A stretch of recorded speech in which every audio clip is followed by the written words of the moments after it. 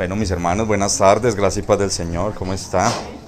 Bueno, quisiera pedirles que oráramos una vez más al Señor y bueno, encomendar ese tiempo de la palabra en sus manos. Señor, damos gracias a ti por esta tarde, por este tiempo en el cual, Señor, podemos venir y hacer memoria de ti. Gracias, Señor, porque te recordamos también a través de tu palabra. Te recordamos también por lo que tú dijiste, Señor, en torno a ti mismo, en torno a lo que nosotros viviríamos, en torno, Señor mío, a las situaciones particulares de nuestra vida. Hoy queremos también hacer memoria de ti, Señor, recordando lo que tú dijiste, atesorando, Señor, aquellas palabras, Señor, que tú permitiste que fueran escritas por algunos que andaron contigo, algunos testigos oculares, algunos otros que luego escucharon, Señor. Hoy venimos a hacer memoria de tu obra en la cruz, pero también, Señor mío, de quien tú fuiste y de lo que tú quisiste manifestar al mundo, Señor, a través de tu andar. Pedimos por lo que tú quieres manifestar hoy a través de tu iglesia, Señor. Ayúdanos tú en cada cosa. Encomendamos el tiempo de tu palabra. Pedimos que tú nos ayudes. Que podamos ser buena tierra, Señor. Que podamos ser tierra sanada, restaurada, para dar el fruto que tú esperas de cada uno de nosotros. Guárdame de mí mismo, ayúdame. Guíame en cada cosa, Señor, guárdame de mí mismo, Señor, y Señor, ayúdanos a todos. Sé tú el todo en todos. Te lo pedimos en esta tarde en el nombre de Cristo Jesús nuestro Señor. Bueno, mis hermanos, los invito a que abramos nuestras Biblias allí en Mateo.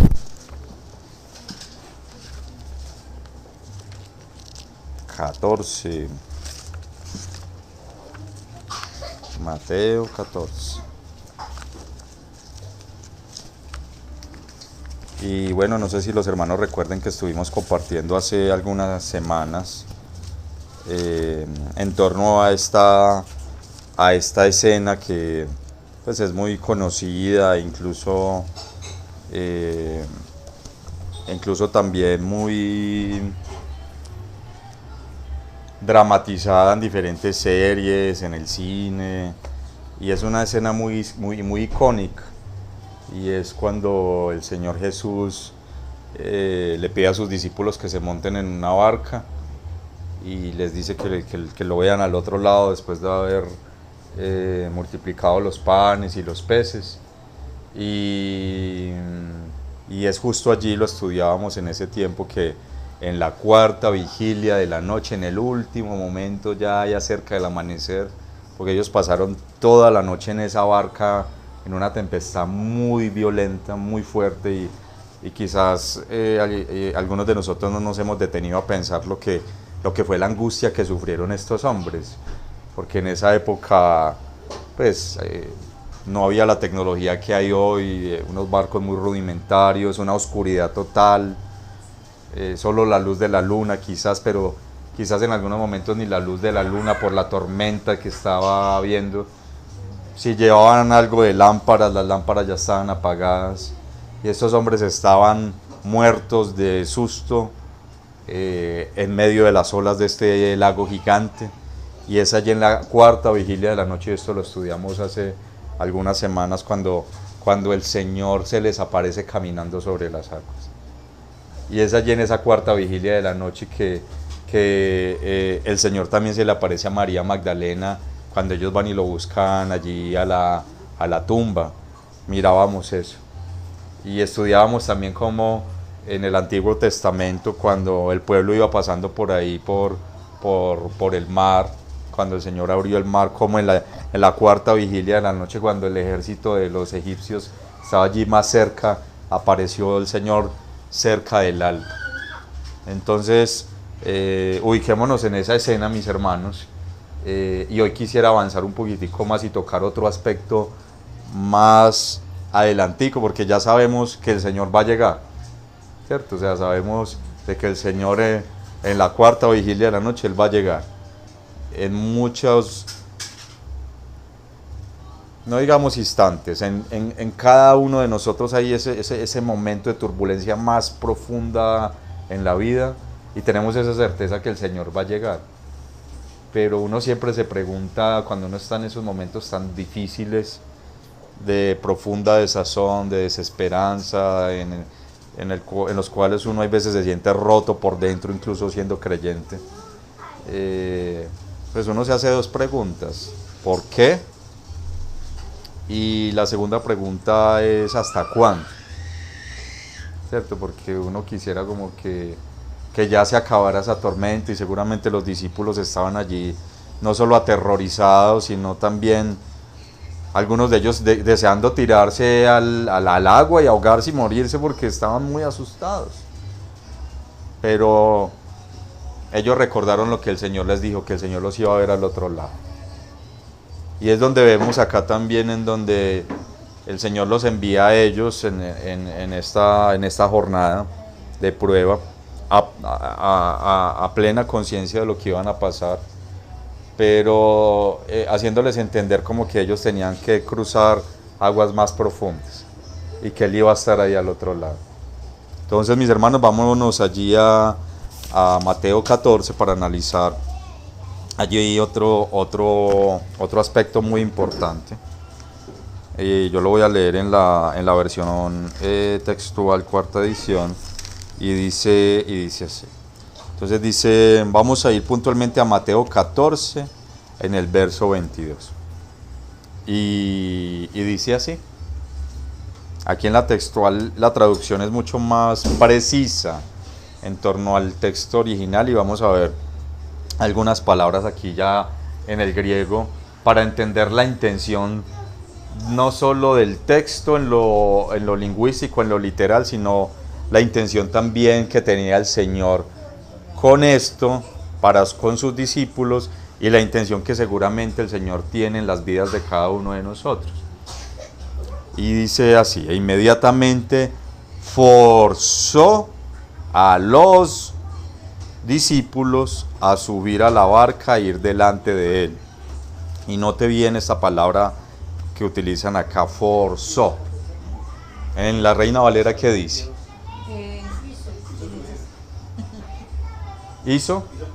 Hizo entrar. En un significado más literal sería forzó. Eso es como cuando usted le pide algo a su hijo y su hijo no quiere hacerlo, pero usted le dice, bueno, camine pues, vamos, te subes al carro, por favor. Es un momento así. Es un momento así. Seguramente el Señor les tuvo que haber hablado con algo de firmeza, porque pues seguramente ellos vieron la tormenta que se avecinaba, la oscuridad que ya caía, y yo creo que ellos pensaron, es una locura, o sea, el Señor está loco, o sea, ¿cómo nos va a hacer pasar en medio de esto por ese lago? O sea, no, seguramente el Señor les dijo, por favor, y ellos tuvieron que obedecer al Señor, y hoy Pipe oraba por eso. ¿Y cuánto nos cuesta? A todos. E inmediatamente forzó a los discípulos a subir a la barca e ir delante de él a la orilla opuesta. O sea, tenían que atravesar todo el lago, mientras despedía a las multitudes. O sea, el Señor tenía que hacer algo más.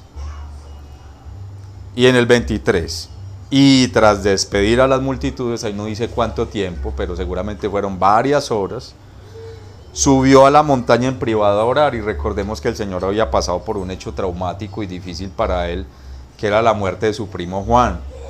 Hace poco le habían venido a anunciar que a Juan lo habían decapitado, que lo habían muerto, que lo habían matado. Y eso lo entristeció, porque dice allí en el capítulo, ahí en el verso 13, voy a leerlo en modo paréntesis: al oír Jesús, se retiró de allí en una barca a un lugar solitario en privado. Eso fue cuando le dieron la noticia.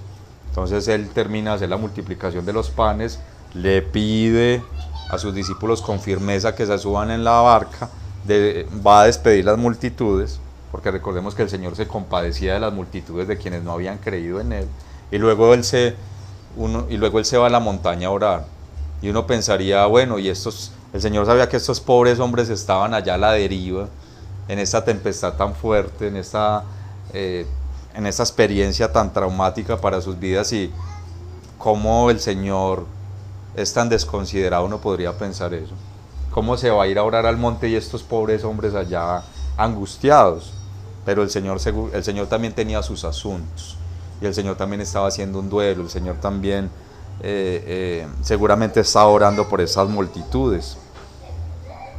Y dice allí, y tras despedir a las multitudes, verso 23, subió a la montaña en privado, o sea, solo a orar, y al anochecer estaba allí solo. O sea, como a la medianoche. O sea, imagínese usted que seguramente Jesús mandó a los discípulos por ahí entre tipo 5 y 6 de la tarde a que se subieran, y pasaron más o menos unas 6 horas. Pasaron más o menos unas 6 horas, la medianoche dice acá. Y estaba ahí solo, orando. Pero mientras tanto los discípulos estaban allá en esta angustia tan impresionante. Y dice en el 24, imaginémoslos la cena, lo que pudo haber sido para los discípulos, y cómo el Señor estaba allí tranquilo, sabiendo que su voluntad, la voluntad del Padre, y que Él sabía muy bien en la vida de los discípulos, se estaba haciendo. Y Él estaba esperando que fuera el momento preciso para aparecer y rescatarles. En el 24 dice, mas la barca, distante ya muchos estadios de la costa, o sea, ya estaba muy lejos, era azotada por las olas, porque el viento era contrario. Y esta palabra también vamos a hacer énfasis hoy, azotada. En la Reina Valera no sé qué palabra dice también azotada. Vamos a ver qué quiere decir ese azotado, porque tiene un significado muy especial en torno a esta jornada que el Señor permitió en la vida de los discípulos y que ha permitido en la vida de muchos de nosotros, y quizás aún no lo hemos identificado, no lo hemos visto. Quizás estemos pasando por allí, quizás ya hayamos pasado, quizás estemos pasando por allí, pero estemos aún quizás no en la actitud apropiada, y seguramente estamos pensando, Señor, ¿y dónde estás? ¿Y hasta cuándo? Y dice allí en el 25, y ahí hacíamos el paralelismo hacia el tiempo de Moisés y otros paralelismos que encontramos y que estudiamos la sesión pasada. Y dice en el 25, y a la cuarta vigilia de la noche vino hacia ellos andando sobre el mar. Entonces quisiera que nos devolviéramos aquí un poquito al 22, en donde dice, e inmediatamente forzó. Esa palabra forzó en el griego es como inmediatamente, enankasen, viene del griego anankaso con z, y en un significado literal tiene varios significados. Obligar, conducir a, es como cuando uno necesita que alguien haga algo. Dice aquí en inglés, y lo traduzco, contender para que una cosa que es necesaria se haga. Y desde una perspectiva médica, cuando estamos hablando de una cirugía, o sea, los griegos utilizarían esta palabra para hacer el uso de la fuerza para reducir las dislocaciones. Entonces imagínese usted que usted llega a emergencias en un hospital griego y le dicen, a usted vamos a hacer anancaso, entonces usted tiene el hombro dislocado y ellos van a utilizar la fuerza. O sea, yo creo que usted no va a decir, ay, sí, venga, hágame, ¿no? Es porque usted sabe, se viene en dolor y le va a doler. Pero tienen que aplicar esa fuerza para organizar. Y hago allí un paréntesis porque es lindo este paréntesis, y vamos allá a Hebreos 12. Y en Hebreos 12 dice en el verso 13, por tanto, después de hablar de quién es el autor de la fe, en quién tenemos que colocar los ojos. Por tanto, uno de los cuantos por tanto de Hebreos, fortaleced las manos fatigadas y las rodillas debilitadas, y haced sendas derechas para vuestros pies, es decir, para nuestro andar, para nuestro caminar cristiano, para que lo cojo no se disloque, sino más bien sea que sanado. El Señor finalmente, incluso cuando es firme con nosotros y aplica su disciplina en amor, Él lo hace para que nosotros finalmente seamos sanados, restaurados, para que podamos dar fruto. No sé si recuerdan allí en Juan 15 que Él dice que al que da fruto, ¿el qué? Lo poda, y en la siembra de la uva se ve eso, que si las plantas no son debidamente podadas, no dan el fruto esperado. Entonces hay que cortarlas, hay que mutilarlas un poquito. Y es allí en donde en algunos momentos de nuestras vidas tenemos que pasar por esto.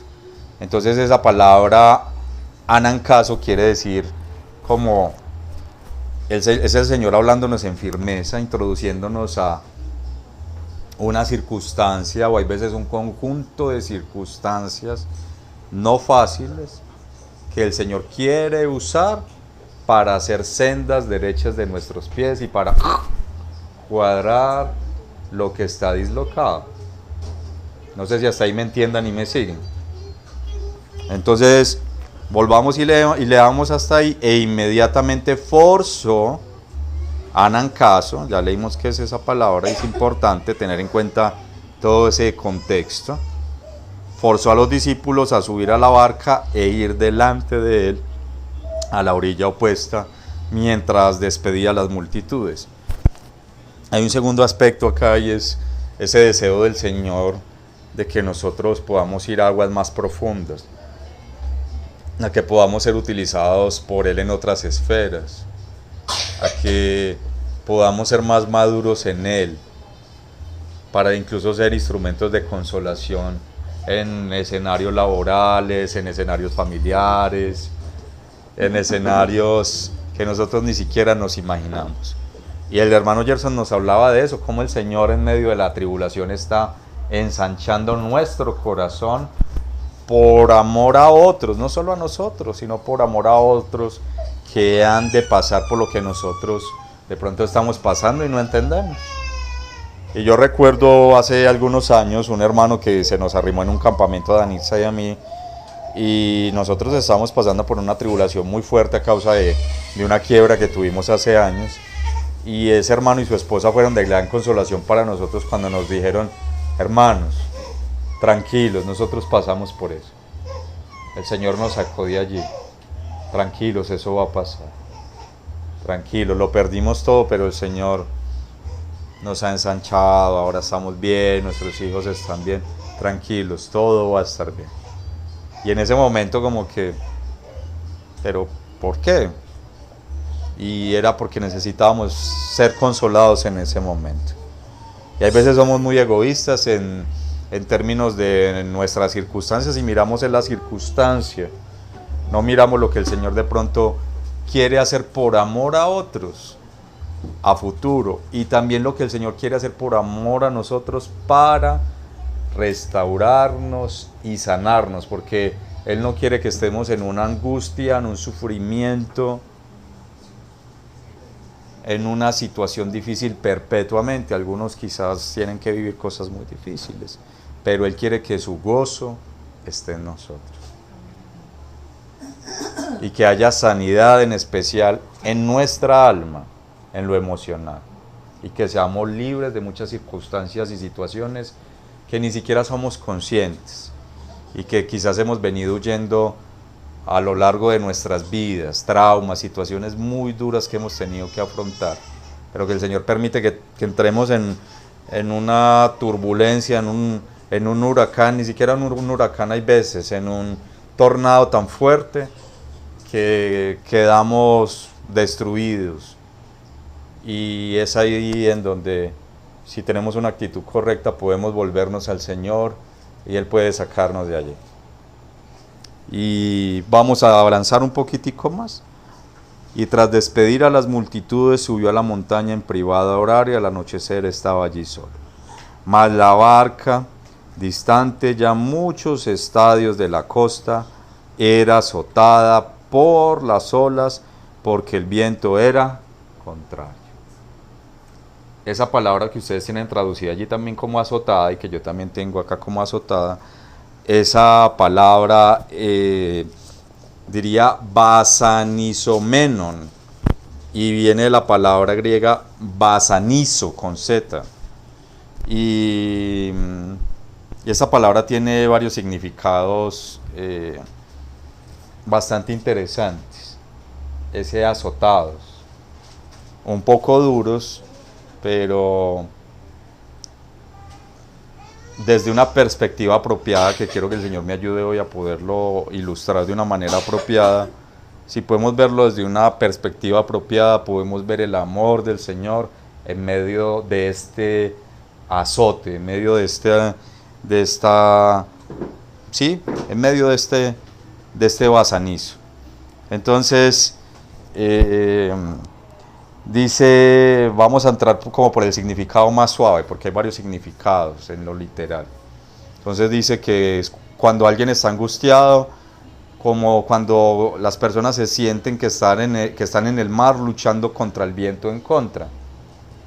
Y bueno, de acuerdo a lo que estamos ahí, en ese relato uno se lo imagina, y sí, el viento en contra, pero vamos a un significado mucho más preciso en torno a lo que verdaderamente quiere decir esta palabra. Dice, esto es como interrogar a alguien aplicándole tortura.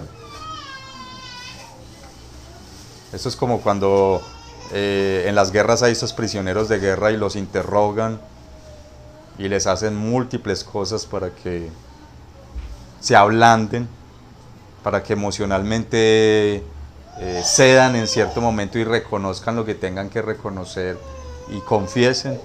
Esta palabra quiere decir eso. Otro significado de esta palabra es irritar con dolores graves de cuerpo y mente, atormentar.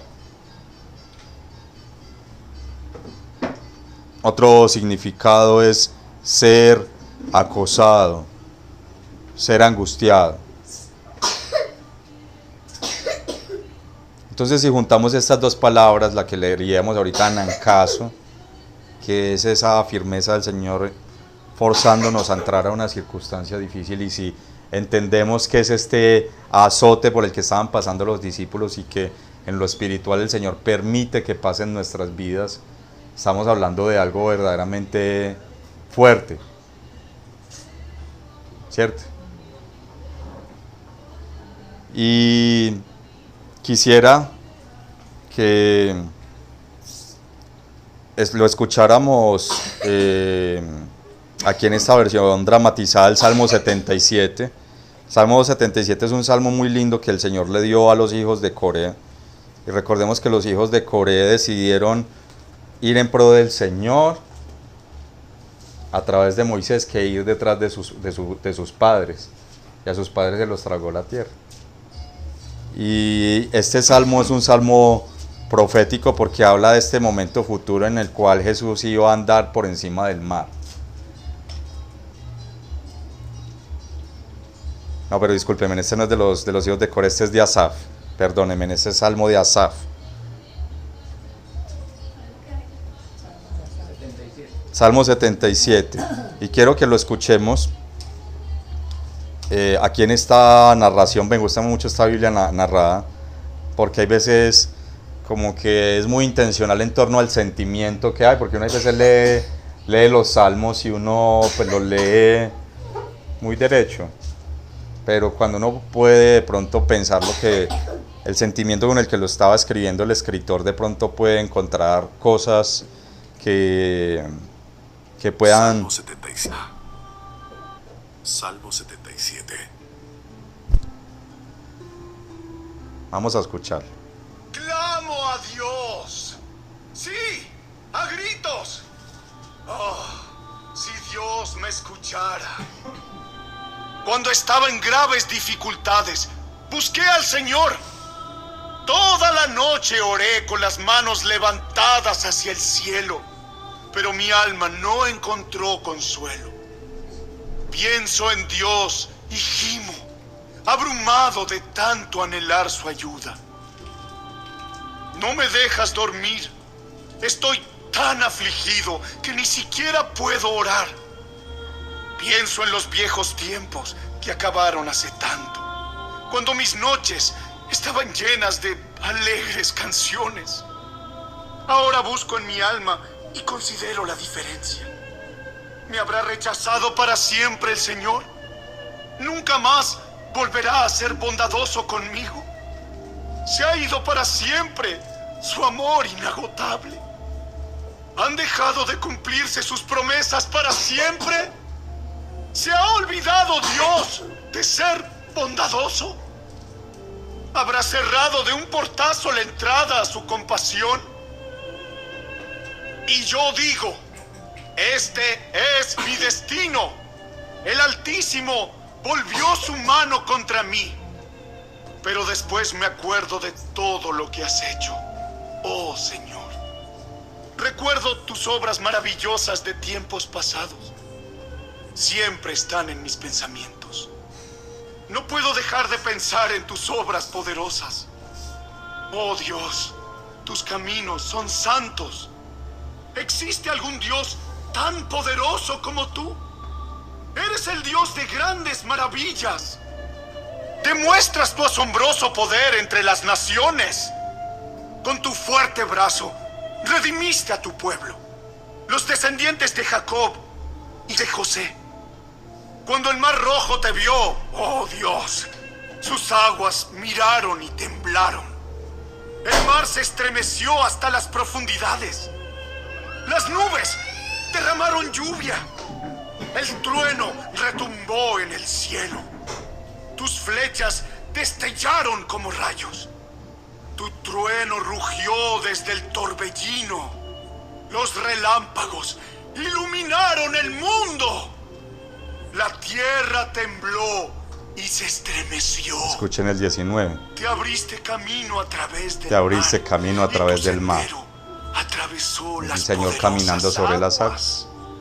Una senda que nadie sabía que estaba allí. Guiaste a tu pueblo por ese camino como a un rebaño de ovejas, con Moisés y Aarón de pastores.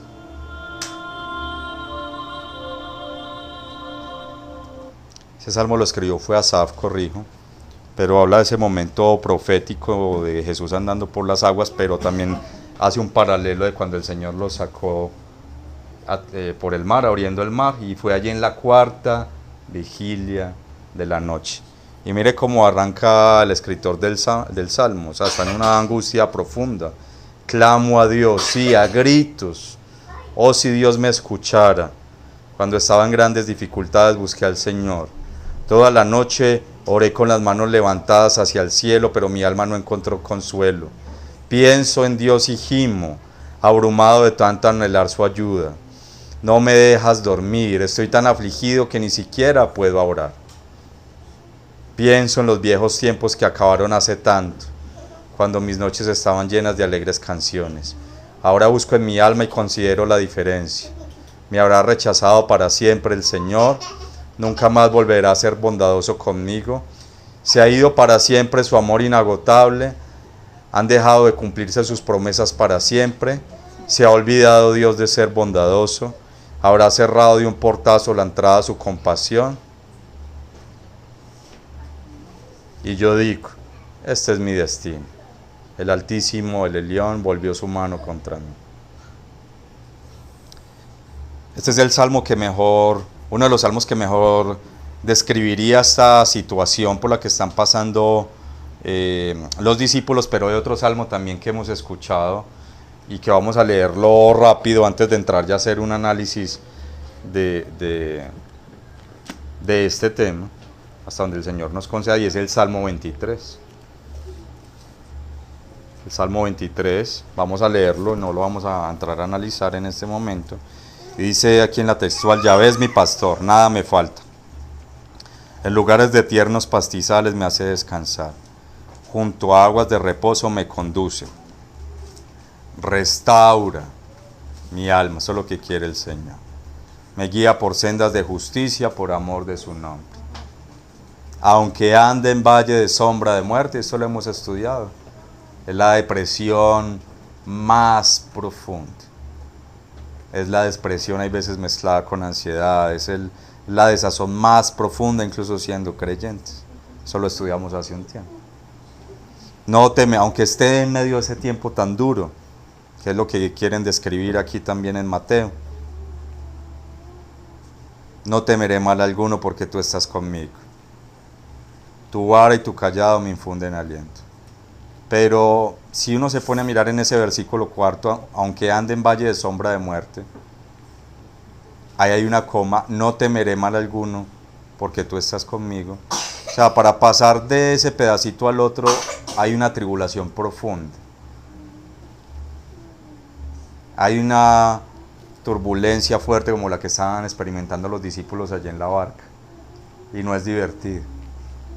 Y luego cuando está acercándose la cuarta vigilia de la noche y cuando uno tiene una actitud correcta y verdaderamente se aferra al Señor, es que uno sale diciendo esto: no temeré mal alguno, porque tú estás conmigo, porque el Señor muda el corazón, porque el Señor lo ayuda a uno a pedir perdón por lo que uno quizás ha hecho mal y uno reconoce esas cosas y uno pone su confianza en el Señor.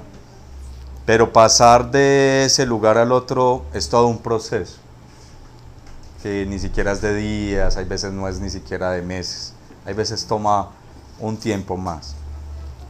Entonces, ahí quisiera mis hermanos que, bueno, terminémoslo de leer, pero la segunda parte del Salmo es ya cuando la persona ya sale de allí. Y hoy quiero que analicemos ese momento cuando la persona está allí, qué significa. Desde otra perspectiva, desde esta perspectiva que el Señor quería que ellos subieran a la barca sabiendo lo que les iba a pasar y lo que iban a sufrir. Y el Señor sabía que era necesario y les pidió que lo hicieran. Y así también nos lo pide a cada uno de nosotros. Y dice: no temeré mal alguno porque tú estás conmigo. Tu vara y tu callado me infunden aliento. Aderezas mesa delante de mí en presencia de mis angustiadores. Has ungido mi cabeza con aceite, mi copa está rebosando. Ciertamente el bien y la misericordia me escoltarán todos los días de mi vida, y en la casa de Yahvé moraré por largos días.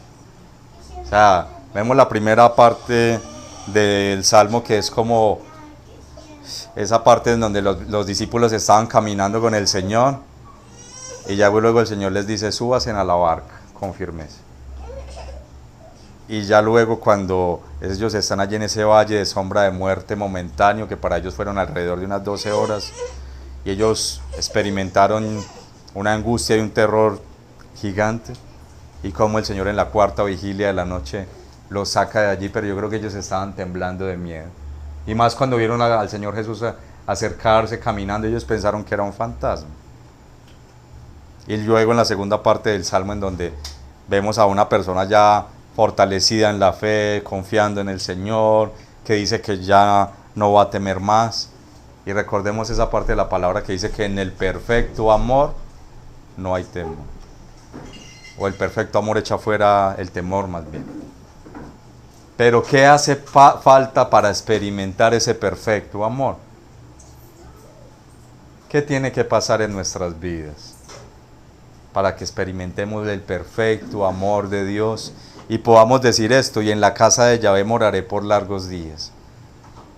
O sea, que ya no queramos salir corriendo de la hermandad, de la iglesia, de los hermanos, de nuestros hogares. ¿Qué tiene que pasar en nuestras vidas para que vivamos la segunda parte del Salmo? Y es lo que quiero que entremos a reflexionar, y tomé algunas notas respecto a algunas lecturas que estuve haciendo. Y mis hermanos, tenemos que pensar que el Señor es, como dice acá, es nuestro pastor, y nosotros somos un rebaño de ovejas. Y ese rebaño de ovejas es diverso. Si ustedes se ponen a ver documentales de las ovejas, hay algunas que son blanquitas totalmente, hay algunas otras que son cafecitas, hay algunas otras que son blanquitas con tonitos ahí como habanos, cafés, hay otras que son negras. Sí, existen ovejas negras de verdad. Pero más allá que sea negra o blanca, algunas ovejas en lo animal son rebeldes. Y escuchaba yo algunos testimonios de algunos pastores de ovejas en donde decían que ese es un trabajo 7 por 24, que ellos no tienen descanso, que ellos constantemente tienen que estar allí para las ovejas, para cuidarlas, para guiarlas. Entonces la palabra habla allí de la vara y del callado. La vara es la corrección y el callado es para traer de vuelta a las ovejas. También tienen perros que les ayudan cuando las ovejas se quieren dispersar. Entonces pensemos en eso, en un pastor con unas ovejas.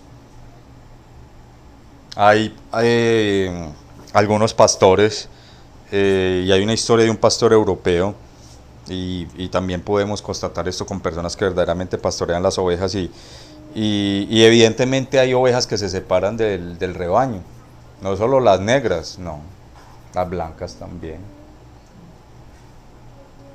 las mesticitas también, o sea, no se trata del color. Y seguramente en medio de nosotros también pasa eso. Incluso los hermanos más espirituales hay veces tienen luchas difíciles. Los medio espirituales también, y los que son de pronto, que hay veces nosotros pensamos que son más cabras que ovejas, también tienen luchas. Todos tenemos luchas. Y las ovejas tienen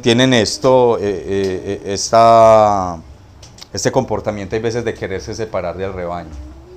Y en lo espiritual es quererse separar de la comunión. Por eso la palabra habla como que no dejemos de reunirnos como algunos tienen por costumbre, porque esto es algo que es normal y que todos en algún momento hemos pensado en no volver a reunirnos. Creo que todos lo hemos pensado. ¿Quién no lo ha pensado? Levante la mano.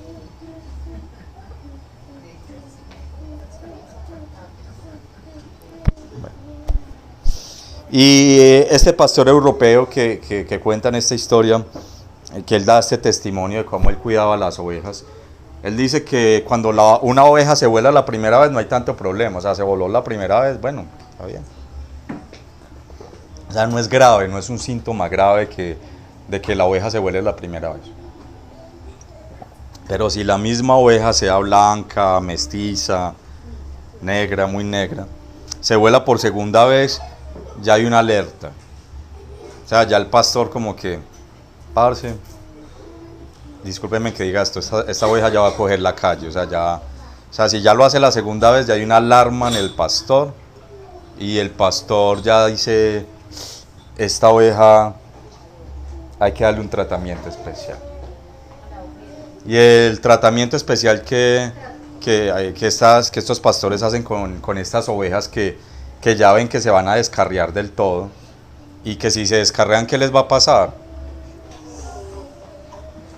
Pues no es que van a ser libres, no es que muchas cosas que nos promete el mundo, corrientes modernas, el progresismo, bueno, muchas cosas que nos promete muchas cosas.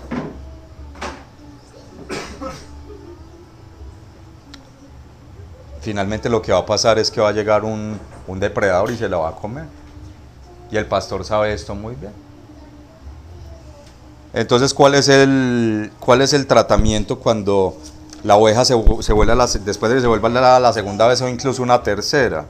Lo que hacen estos pastores más ortodoxos a la crianza de las ovejas es que ellos le fracturan una pata a la oveja para que no se vuele más. Y es intencional. O sea, imagínese usted allí el pastor, pues con todo el dolor, porque quiere la ovejita, pero sabe que lo mejor para esa oveja es fracturarle una pierna. Y le fracturan la pierna. ¿Y qué sentirá la oveja cuando la oveja no está toteada de la risa? Y podemos ver estas palabras que estábamos estudiando acá, Hijita, repártele uno acá, hermano, por favor. Esas palabras que estábamos estudiando acá, cuando el Señor forzó a Nancaso, que el Señor como que obligó, condujo a los discípulos y a nosotros también, cuando más la barca distante ya muchos estadios de la costa era azotada por las olas, va Sanizo, y en donde estábamos hablando ahí de la tortura, en donde estábamos hablando allí de irritar con dolores graves de cuerpo y mente, atormento, acoso, cuestionando por medio de la tortura. Eso es cuando a la oveja el Señor le parte la pata. Porque seguramente se sintió muy independiente, muy capaz, muy sabia, lo que sea que haya pasado, muy autosuficiente. Y pasó la primera vez, el Señor seguramente intentó corregir, pasó la segunda vez, pasó la tercera. Y entonces el Señor intencionalmente fractura la pierna de esta oveja. Eso es lo que quieren decir estos versículos, mis hermanos, en un contexto no solo más literal, sino en un contexto que tiene que ver con cómo el Señor, siendo el pastor de las ovejas, cuida a su rebaño. Y cómo hay veces ustedes y yo tenemos que afrontar cosas que nos sentimos rotos por dentro. Es el Señor que nos está fracturando una pierna. Pero ¿qué pasa luego de que el pastor le fractura a la oveja la pierna? Ya en la crianza de un rebaño normal. Lo que sucede, y voy a leer algunas frases que me llamaron la atención de este escrito que leí. La oveja nunca más se separará del rebaño.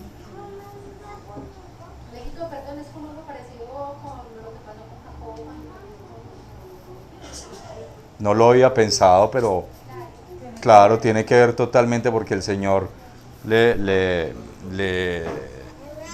hirió, no lo fracturó, pero le hirió la pierna y él quedó cojo. O sea, él cojo, ¿cómo iba a salir corriendo de Saúl? No podía. O sea, el Señor ya lo llevó a un estadio de la vida en donde el Señor quería llevarlo a aguas más profundas, en donde el Señor quería que lo conociera a Él. Y es ese momento en donde Jacob luchó con, dice el ángel del Señor, que es Jesús, allí en Peniel, y es en donde el Señor le hiere aquí su muslo. Y es el Señor queriendo llevar a Jacob a una relación más profunda con Él, que lo conozca más profundamente, que ya no esté huyendo más, porque sabemos por lo que Jaime nos ha contado con todo nivel de detalle y lo hemos estudiado, que Jacob salió corriendo. Pero es en ese momento en donde él tenía que enfrentar esa situación de su vida que él no quería enfrentar. Él no quería enfrentar a su hermano. Él no quería enfrentar eso que él hizo mal. Y hay veces usted y yo también estamos en la misma circunstancia. Usted y yo hay veces no queremos enfrentar un pecado que sabemos que usted y yo tenemos. Usted y yo hay veces no queremos enfrentar algún trauma que usted y yo tenemos en lo emocional. Usted y yo no queremos enfrentar a nuestros padres que nos han hecho daño y que por quererlos honrar y todo eso, pues seguimos procurando tener una buena relación con ellos, pero aún nos dejamos maltratar de ellos, creyendo que los estamos honrando. Pero hay veces el Señor quiere que enfrentemos esas situaciones de otra manera diferente y que enfrentemos esos traumas. Y hay veces el Señor permite que nosotros lleguemos a un nivel de acorralamiento tan fuerte en donde salen a la luz esas cosas que hay en nuestro corazón, esas tristezas profundas, ese miedo al futuro, ese miedo a comprometernos con el Señor, ese miedo a tener una familia, ese miedo a morir, ese miedo a que nuestros hijos fracasen, a que nosotros fracasemos, tantas cosas, por lo que nosotros vivimos, por cómo crecimos, por cómo nos criaron, por lo que el mundo nos enseñó a ver. Y muchos de nosotros, sin creerlo, pasamos muchos años de nuestras vidas como el pueblo de Israel, dando círculos y viviendo en pos de esas cosas, viviendo en pos del enojo, de la rebeldía, de no estar de acuerdo con nada, con el gobierno, no estar de acuerdo con las normas, no estar de acuerdo con nuestros padres, no estar de acuerdo con el sistema, con absolutamente nada, no estar de acuerdo con nosotros mismos, no valorar lo que el Señor nos ha dado, no valorar a nuestros esposos, nuestras esposas. Y pasamos muchos años en torno a esas circunstancias. Y hay veces el Señor permite que lleguemos a un cansancio tan brutal y tan extremo, en donde el Señor nos quiebra una pierna. Y estamos ahí como los discípulos en la barca, queriéndonos tirar de la barca.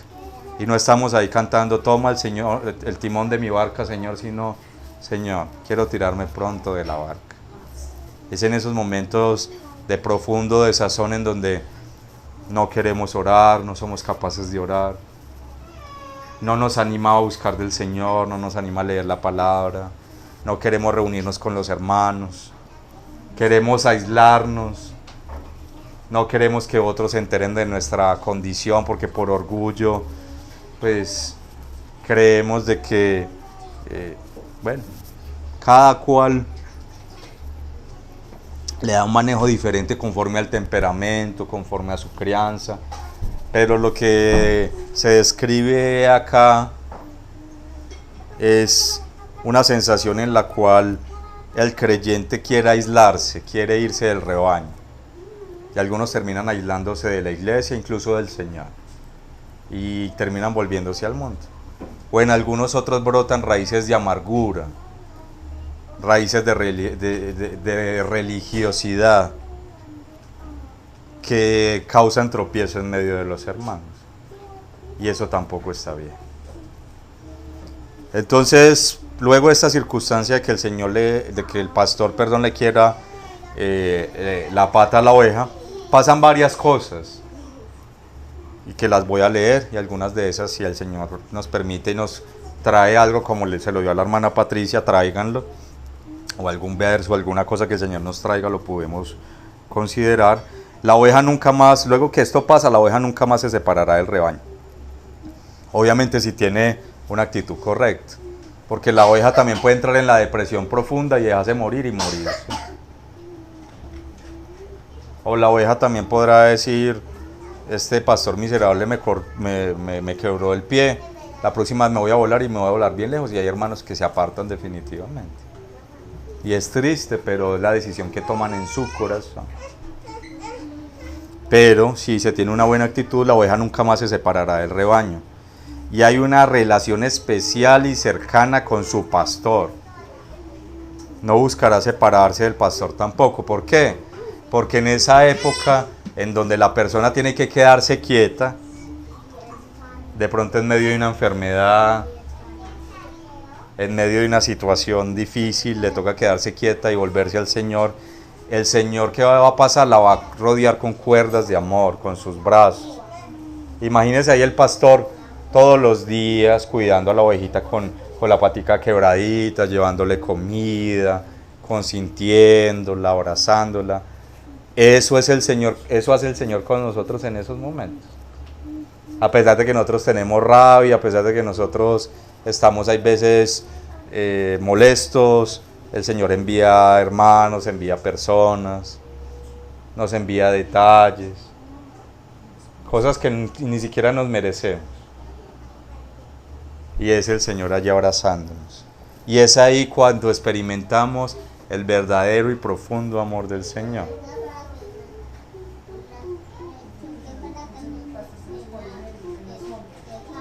Claro. Y los pastores se colocan a esas ovejitas en los hombros, claro, porque no pueden caminar y las cargan. Entonces hay veces el Señor también nos carga, nos mima, nos cuida. Hay una relación más íntima. Hay una relación más íntima. Y como yo estoy para ti quebrado, no puedo caminar ya como con rebeldía, no puedo hacer lo que yo quiero, estoy bloqueado en lo personal, en lo familiar, en lo laboral. Y yo no entiendo por qué, pero no tengo más alternativa sino que ir al Señor.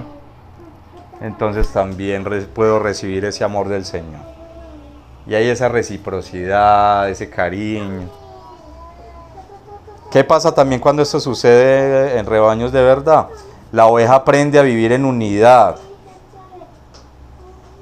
reconociendo y entendiendo que es una oveja, dejando de pensar que es cabra, el que puede andar saltando por ahí sin ninguna supervisión y por su propia cuenta. No, se reconoce como oveja, aprende a andar en unidad y aprende a andar con su rebaño. Ya no se quiere apartar. Pero eso luego, ¿en cuántos meses se recuperará una ovejita de esas? Eso no será los días. ¿Cuánto tiempo tiene que pasar para ella estar ahí herida, para dejarse también, pues, querer, amar por los hermanos que estaban ahí, las otras ovejas que de pronto la miraban feo, sentía que la miraban feo? Y es ahí en donde el Señor también restaura las relaciones, es ahí donde el Señor también permite que nosotros seamos sanados por el amor de Él y por el amor de Él en medio de los hermanos.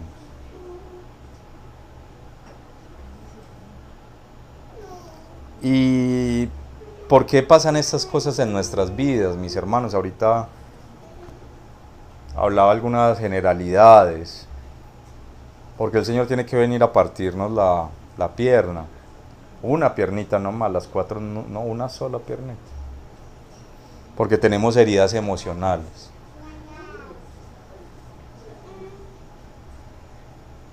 Estos días veía una imagen que subía alguien a WhatsApp y es cierto, o sea, como que uno pasa una infancia con sus padres y pasa casi que toda su vida adulta teniendo que, no sé, buscar terapia, buscar muchas cosas para sanar las heridas de la infancia. Y hay muchas cosas que ni siquiera sabemos que están en nuestro corazón. No solo vacíos, heridas emocionales, temores, cosas que nuestros padres en su ignorancia nos infundieron y que incluso en algunos momentos de nuestra vida nosotros nos sentimos orgullosos de eso. Y hay muchas cosas incorrectas en torno al Señor, y cuando llegamos al Señor y nos arrepentimos y podemos ver con un poco más de claridad la ley del Señor, el Señor poco a poco nos va mostrando: esto está bien en tu vida y esto no está bien. Pero llega cierto momento cuando ya nos descarrilamos y el Señor se da cuenta de eso, que el Señor nos quiebra una patica. Pero uno son los temas emocionales. Lo otro es que expresamos también comportamientos disfuncionales cuando reaccionamos a ciertas cosas que nos duelen en nuestra vida por la crianza que hemos tenido, por las cosas que hemos tenido que afrontar.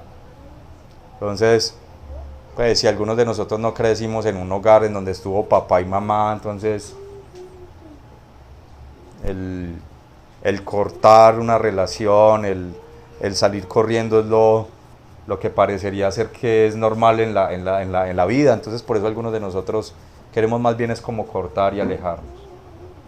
O en algunas otras circunstancias, en vez de enfrentar las situaciones y como dice el Señor, si tu hermano peca contra ti, ve y llámalo aparte, hay veces preferimos más bien alejarnos. O preferimos otra cosa que es más fuerte, que es murmurar, que es hablar en contra de nuestros hermanos, y eso va creando rencor, amargura en nuestro corazón. También nos comportamos de una manera a veces no madura, porque rompemos la unidad con el rebaño, con la iglesia, dejamos de reunirnos. Hay veces En vez de buscar ayuda y reconocer que tenemos problemas, preferimos más bien es apartarnos como las ovejas. Y tenemos recursos, hay hermanos con los que se pueden hablar, hermanas, pero también psicólogos, y psicólogos creyentes. Yo en lo particular asisto a un psicólogo, él es creyente. Y a través de la palabra y a través de ciertas cosas en mi vida que he tenido que vivir, y él analizándolas con patrones de comportamiento y cosas del carácter de mi madre, de mi padre, me ha hecho entender muchas cosas que yo no entendía. Y me ha llevado al Señor a poder fortalecer mi identidad en Cristo, de lo que Cristo dice de mí, de lo que yo soy en Cristo, de la nueva criatura que soy en Él. Y a crucificar muchas cosas que están muertas, pero que nosotros al aún aferrarnos a esas cosas del pasado, aún son vivas y presentes en nuestras vidas. Y nos hacen daño y hacen daño a otros. Entonces tenemos al Señor, hay hermanos mayores, hermanas, hay psicólogos también, creyentes. Y hay hermanos que tienen la perspectiva de que los psicólogos no se necesitan. Hay hermanos muy radicales que manifiestan que nada, pues ahí está la palabra y se tiene que leer la palabra, y la palabra es la palabra y la palabra lo tienen que transformar a usted, y es cierto. Pero algunos aún somos muy frágiles, algunos aún no tenemos la perseverancia, la madurez, y necesitamos ayuda, y no está mal reconocer que necesitamos ayuda. Todo lo contrario, está más bien mal en no reconocer que necesitamos ayuda y pretender que nosotros mismos podemos superar muchas de estas situaciones. Necesitamos primeramente del Señor,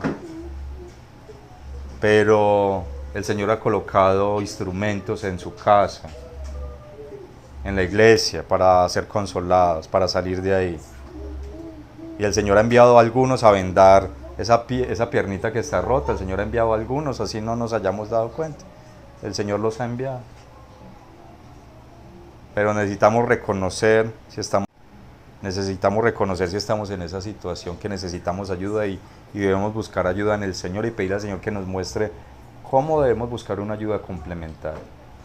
Buscar algún hermano o hermana de confianza que podamos hablar, pero que estas cosas puedan mantenerse privadas, porque hay veces buscamos algunos hermanos en los cuales confiamos ciertas circunstancias, y desafortunadamente esto se hace público. Y cuán doloroso es que las cosas que hay en el corazón, las experiencias difíciles, traumáticas, salgan a la luz, y otros sienten eso, avergüenza, eso es una cosa que despedaza y que es muy difícil. Entonces también hay otros hermanos, también en otros lugares, que cuando hay estas circunstancias están. Yo los he utilizado en mi caso particular. Y hay psicólogos, hermanos muy buenos, que también están allí también para ayudar. Hace un tiempo que estuve allí en el pueblito de Wittenberg, el pueblo de la Reforma, que es un pueblo allí en Alemania, en donde Martín Lutero coloca las famosas tesis.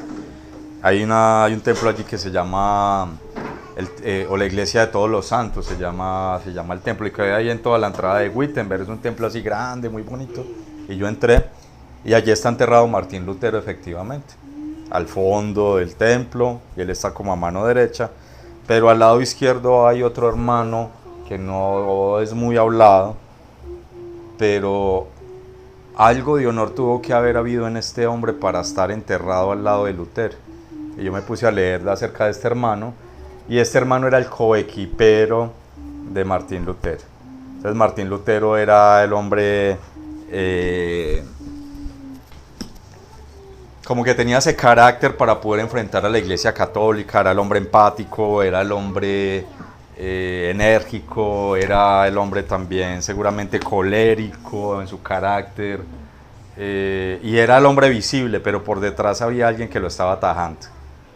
Por detrás había un hermano manso, un hermano que incluso veía hermanos en Cristo en medio del catolicismo, que oraba por la unidad de la iglesia. Un hermano que parece ser que era el que complementaba a Martín. Y cuando Martín muere, este hermano como que luego toma como ese liderazgo y ya desafortunadamente emerge el luteranismo y ya eso se vuelve como una religión más y ya se vuelven muy radicales y esos radicales empiezan a perseguir a este hermano también. Y este hermano se llamó Philippe Melanchthon. Melancolía. Y no muchos lo saben, pero yo lo estuve leyendo y este hermano fue la primera persona que empezó a hablar de la psiquología, de la psicología, del estudio de la psique, desde las escrituras. Es un hermano que analizaba el comportamiento a la luz de las escrituras, que el Señor lo guió a poder tener este entendimiento de cómo funcionaba la mente. Porque la mente es una cosa muy compleja, más compleja de lo que usted y yo creemos. Y en nuestra mente es como un baúl gigante en donde hay guardadas cantidad de cosas que afectan hoy nuestra conducta, nuestro vivir, nuestro cuerpo. Y que el Señor quiere incluso sanar y restaurar muchas de esas cosas. Limpiar ese baúl, sanar. Pero hay veces para entrar allá, el Señor tiene que rompernos la pierna. También, hermanos, en medio de estas situaciones tan duras, no solo rompemos la unidad con el rebaño, sino rompemos la unidad interior, es decir, nos separamos de Dios. Nos cuesta buscar del Señor, nos cuesta tan siquiera levantar una oración, nos sentimos abatidos, nos sentimos acongojados, acorralados, cargados,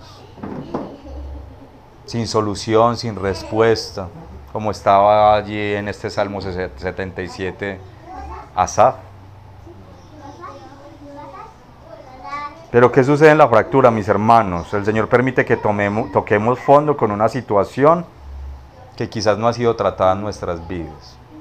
Alguna cosa que como Jacob estaba huyendo, nosotros también hemos estado huyendo quizás durante mucho tiempo.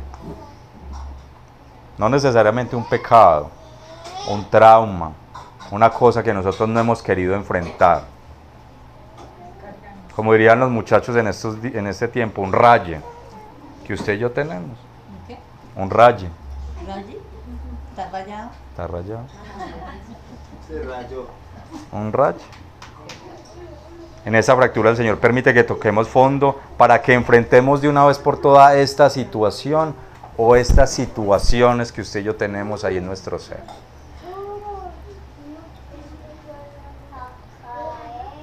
Y hay colapso en el interior de la persona. Hay colapso. O sea, esto no quiere decir que es un tema de muerte, no, pero la persona queda devastada. Y creo que varios de nosotros hemos experimentado eso. Yo lo he experimentado. Un par de veces. Y no es divertido. Pero ¿qué quiere el Señor con todo esto, mis hermanos? El Señor quiere que hagamos una pausa para conectarnos con Él. El Señor quiere que confrontemos, así como Jacob confrontó a Esaú finalmente, que nosotros confrontemos esas situaciones, que dejemos de huir, que nos dejemos amar del Señor, que el amor del Señor nos sane, que el amor de los hermanos y de la comunión nos sane, nos pula también. Claro. Pero el Señor quiere que confrontemos eso que hemos estado evadiendo. Que si hay que colocar límite en ciertas circunstancias, lo hagamos. Que si tenemos que decir no a cierta cosa, lo hagamos. que si el Señor ha querido decirnos que hay cierto tema en nuestro carácter que no está bien, que nosotros entreguemos esa área de nuestras vidas al Señor. Que si tenemos algún pecado, alguna situación que no hemos resuelto, que la podamos solucionar. El Señor quiere que seamos conscientes de aquella herida o heridas que tenemos reprimidas desde hace muchos años. Porque el Señor, ¿qué quiere hacer, mis hermanos? El Señor no quiere vernos sufrir. El Señor quiere sanarnos. El Señor quiere vendarnos la patica, el Señor quiere cuidarnos, cargarnos en sus hombros. Y después de ser podados, ¿qué quiere el Señor de usted y de mí?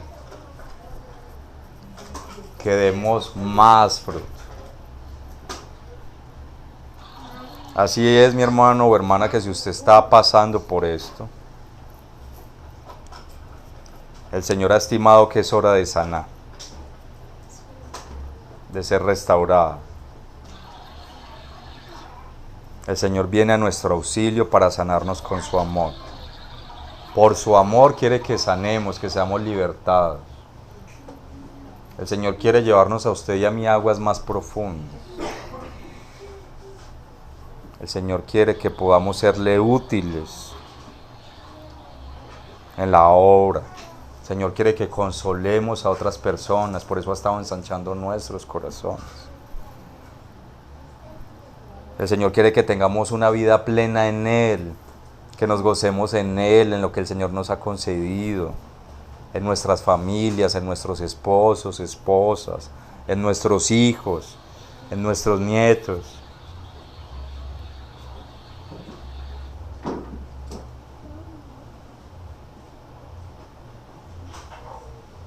El Señor quiere que